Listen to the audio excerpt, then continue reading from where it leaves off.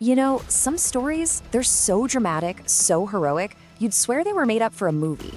But the story you're about to hear is very, very real. It's all about a handful of men, a tiny boat, and a single decision that just defied all logic. Let's dive in. So, let's set the scene. The date is February 18th, 1952. We're in the dead of winter off the coast of New England, a place where the sea's already known for being unforgiving. But this day was different. The ocean wasn't just angry, it was a monster. A nor'easter, one of the most powerful kinds of storms on the planet, was just tearing across the Atlantic. We're talking hurricane-force winds, blinding snow, and freezing water that could kill you in minutes. If you were caught out at sea, it was a literal fight for your life against an absolute nightmare. And right in the middle of that nightmare, the unthinkable happened. A massive T2 oil tanker, a ship that was built to handle heavy seas, was just torn apart. The force of the waves literally snapped the ship clean in two. So let's take a closer look at exactly what the crew on that ship was facing. This is where the story of impossible odds really kicks off. The ship was the SS Pendleton.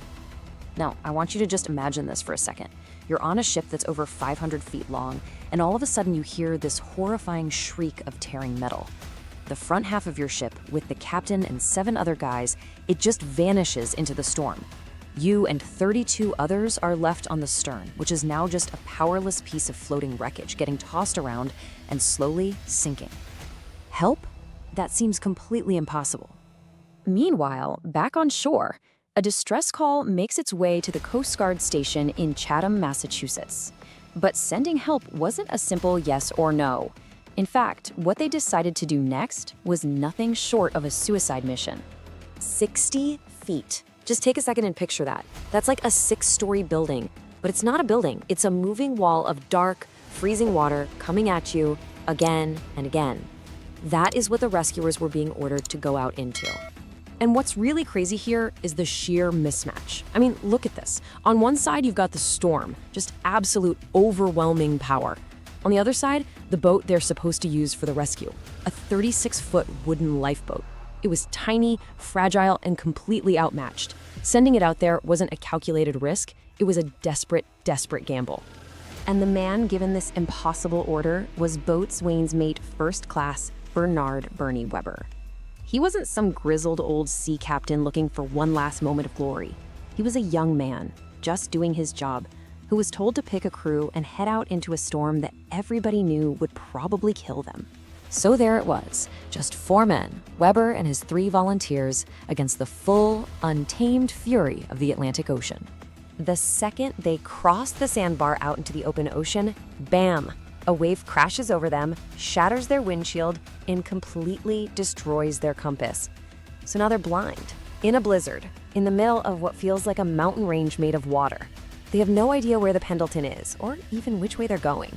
Every single second was a brutal fight just to keep their tiny boat from being swallowed whole by the sea.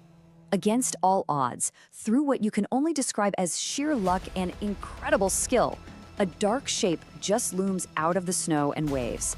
It was the stern of the Pendleton. They'd found it. But finding it, well, that was only the beginning. The hardest part was still to come. Yeah, because now, Bernie Weber and his crew were faced with the problem of simple, brutal arithmetic, a choice that really had no right answer. As they got closer to the wreck, they saw them, the survivors, 32 men, just clinging to the broken half of their ship, their faces lit by a single searchlight. 32 lives waiting for a miracle. And here's the crucial detail. The official, by the book, maximum capacity for their lifeboat was 12. 12 people, and that included their own crew of 4. You do the math. That meant they could only take 8 survivors. Just 8. So what do you do? I mean, really, what do you do? Who do you pick? How in the world do you look at a group of desperate, freezing men and tell more than half of them that you have to leave them behind to die? This wasn't about regulations anymore. It was a challenge to the very soul of being a rescuer. Following the rules would have been a death sentence for most of the Pendleton's crew. So in that moment, Weber made a decision that broke every single rule, a choice that went against logic, but was pure, raw humanity. They would take everyone, or they would all die trying. It was just controlled insanity. The Pendleton's crew used a rope ladder to climb down the side of the wreck into this tiny pitching lifeboat, which was getting slammed against the steel hull of the tanker again and again. With every single person who came aboard, the little boat sank lower and lower into the water, becoming more and more unstable. Their defiance of the odds, that choice to save everyone, wasn't just a moment of bravery. It would go on to become the stuff of legend in the Coast Guard. With 36 men crammed onto a boat designed for 12, sitting so low in the water that waves were just washing over them, they turned for home. They had no compass, no visibility, but miraculously, they found their way back to the harbor, every single one of them, alive.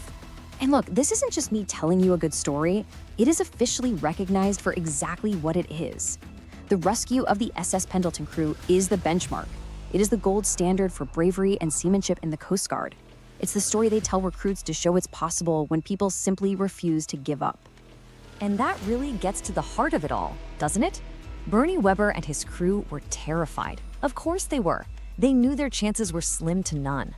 But courage isn't about not being afraid. It's about looking fear right in the eye, acknowledging the overwhelming odds, and making the choice to act anyway. So what's the crucial point here? Well, it's a powerful reminder that in the face of impossible odds, the choices of just a few individuals can completely alter the fate of many.